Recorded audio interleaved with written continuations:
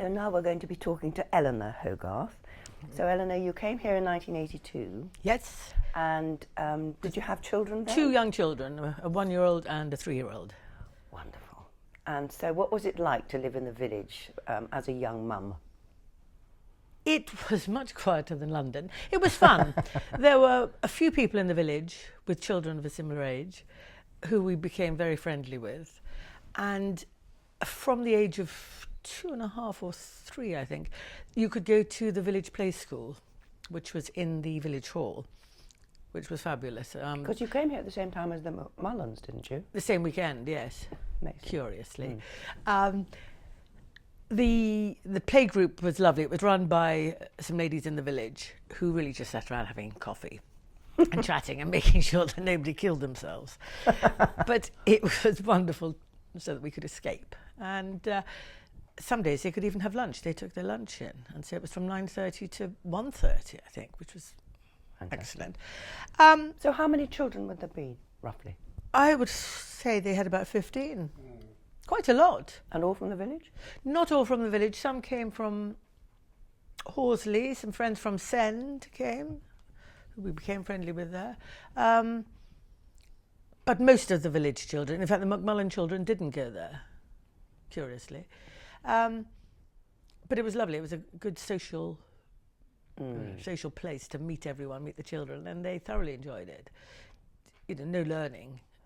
No. But they didn't attempt to, but they played, they painted, and they had trikes and bikes, and they just tore around on them and had a fabulous time. And that was before the village hall was done up, because of course it was pretty basic then. Oh, so when was it done up? Gosh, probably 20 years ago now. Bug was in charge of certainly the redecoration. But it was very tired and old. So what doing it up, did it mean putting in a kitchen? Kitchen was put in, the heating was changed. Was the fabric of the kitchen there? I'm trying to remember whether it was, whether it was a shed. It looks quite a new building, New. I think it was possibly new. And the loos were done up, and it was repainted and had new curtains and all the rest of it. So it was smartened, yes. As I say, Bug will know, because she was in charge of choosing the colours. I've written down here, I think there were 2 new houses in our time here, both up in High Clandon. New build? They knocked down what had been there and then built on top. The Tyndales? The Tyndales, and opposite them. Oh, yes, the Owens. Yes, and indeed, of course, they're hoping to do it beyond them, at the top of the hill. But apart from, as you said, apart from the addition of conservatories and the general sort of tarting up, no new builds. Lots of extensions. I think the Culmers was the last house in the village to be built. That wasn't built in your time, was it? No, it was here. So it was lovely as having children. They're lovely, lovely places to go for walks with dogs in the village, and it was friendly. And the social gathering of the mums taking the children to the playgroup. I mean, did that mean that there was a good socialising amongst the families? Absolutely. The Minters in particular. We saw enormous. They used to live in Mary Cottage. And they had 2 boys the same age, and then the third one the same age as our third one, and it was wonderful because we used to swap every day. We'd all take in, and then on Monday I'd bring them back here for the rest of the day. Tuesday she'd have them, so it was lovely. And they go to the play park, did you say? We used to go to the playground a lot, but as Andrew said, of course, it was all the endangered equipment, which was wonderful, and nobody was ever injured at all, and they had a whale of a time. You could see Hatchlands from the top of the slide, couldn't you? Wonderful. Oh, and it was high. It was certainly 3 metres high, and it had a little box on the top so you couldn't fall out. You went down there like the clappers. Sounds like an idyllic childhood, actually. It was fun. I think the boys loved it. And the pond, of course, there was a pond in Hatchlands, which they had.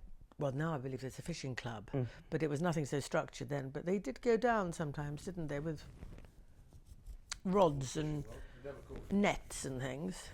No, I never caught anything. Now that's interesting. So there wasn't a fishing club in those days? No, but you were just allowed to go along and help yourself. No, that's interesting, because I, as a newcomer to the village, got the impression that it was a long tradition that there had been a club. But I think the National Trust tried to change things, or stop them fishing maybe, and so now it's become an official club so that they can. But it was just part of the sort of walking around and going, having fun. Yes, yeah. Help yourself. Yes. What about the pond in Back Lane? The pond, that had been just a rather derelict, well, not quite a swamp, but it wasn't an attractive pond, and that was dug out, well, during your time as a parish councillor. So were you responsible for that then, for the renovation of the pond? Well, it wasn't very difficult. It was just digging it out. And in fact, it did have quite a lot of fish originally, and ducks. But apparently village dogs have been picking off the baby ducks. So there are actually no ducks there at all now. Very sad. Oh, really? Isn't that a shame? My goodness. What about winters? Do you remember getting snowed in a lot? We've had one that I can remember, one really bad winter. But I think the main road has always been all right, hasn't it? I don't think you've ever been prevented from going to work. I do remember going out in ski clothes, and we were going up Sheer Road, and the children could walk on the top because they were so light. And I was coming home on a couple of occasions, I can remember. all right. I, of course, was literally to my waist in Really? snow. Really? And that was probably 30 years ago, actually, because one of them's 35 now. Of course, the winter of '82 was a dreadful winter. I don't know whether you were here by then. You probably were. You probably were. Yes, I don't remember that. So, But, not regular occurrences No, of difficulties. no great problems really with transport. No, I think people in Back Lane have been affected more than us. But now, of course, we have Skip with his wonderful sanding tractor. What about the boys singing in the choir? Yes, well, in an effort to persuade children to go to church, Jeremy Creswell thought it would be fun if they'd like to dress up as choir boys and girls. Then they could go and sit up in the choir stalls and lark around, really. And they loved it. Which they probably did, yes. You know, it was quite, they were away from their parents, and they sang, and they looked rather nice. And occasionally they'd give the bells a tug. It was all very informal. Various children being clasped onto by their parents for fear of them being whisked up into the belfry. Just a tug at the bells. Oh, the children did? Oh, lovely. Because we only got rid of those red cassocks when the church was repainted. Really? Last year, yes. And we actually said, do we need these anymore? And they were a bit past it. Yes, I would imagine. So they were handed on. Yes. But we certainly had 2 children who were born here christened there.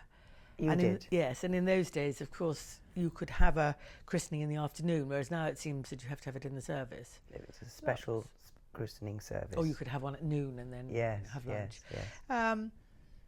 So that, I suppose, was less formal. That must have been lovely family occasions. They were lovely.